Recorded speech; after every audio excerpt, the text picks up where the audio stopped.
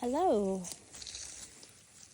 So I took my goats out for a walk and we come over here to the woods where all the brush is.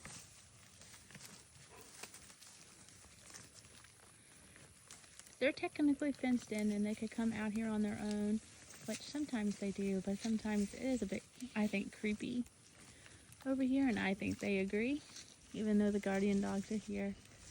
So I like to just come out and sit with them.